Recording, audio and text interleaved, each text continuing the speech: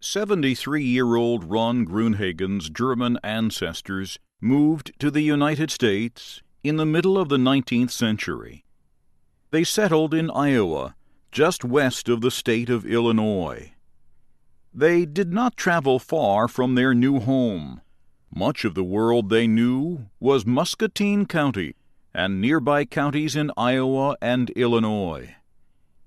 Many of the crops they grew were sold to people who lived in the area.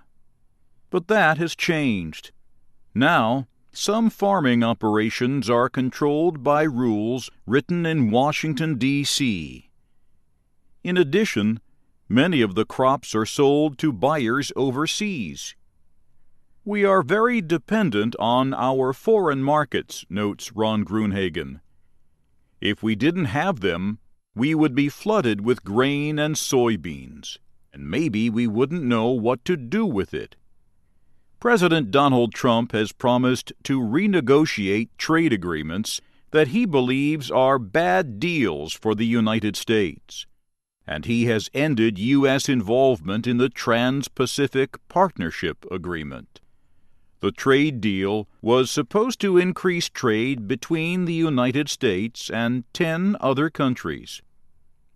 Many Iowa farmers and business leaders worry that a trade war will begin, affecting sales to countries that have become close trading partners. But Gruenhagen believes Trump's criticisms are just part of his negotiating style. It concerns me, but it is all part of the negotiations, he says. Everything we do is negotiated. It is all negotiated. Muscatine County has special ties to China because Chinese President Xi Jinping lived with an Iowa family in 1985.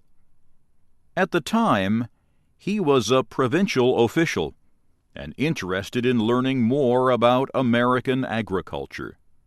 When Xi returned to the area in 2012, many people he had met years ago came to see him.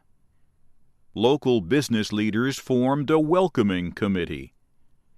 The group later became the Muscatine China Initiative, which works to strengthen business ties and investment between the county and Chinese companies.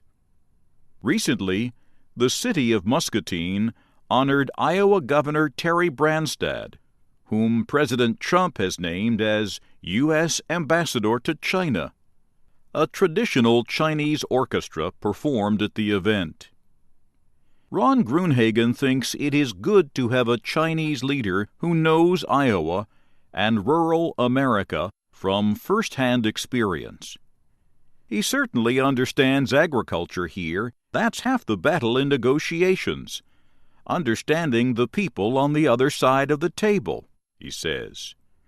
Gruenhagen does not believe there will be any trade war, although Trump has criticized the trade policies of China and other countries. Since we have become dependent on each other, they on our food and we on the products they provide us, we are interdependent, and that is pretty important, perhaps, for a peaceful world, Gruenhagen says. He believes President Trump will improve the image of the United States in the world. He also hopes the Trump administration, with the support of the U.S. Congress, will reduce the number of rules that affect businesses, industry, and farming. We are regulated to death, Gruenhagen says. It consumes a lot of our time just to comply with their rules. Gruenhagen says he supports the use of farming methods that protect the environment and keep soil safe. But he does not believe the federal government should be telling farmers in Iowa what to do.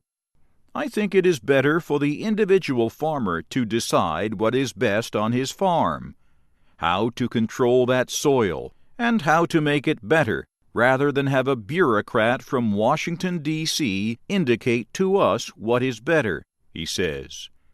Environmentalists say large agricultural companies, whose leaders do not live on farms, are often more concerned with profit than the land. Gruenhagen's son and grandson help him operate the family farm.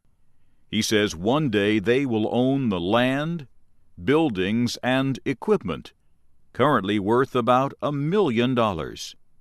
It is a lot of work, he says, but it is a pleasure because we are able to feed a lot of people, and yes, we feed the world.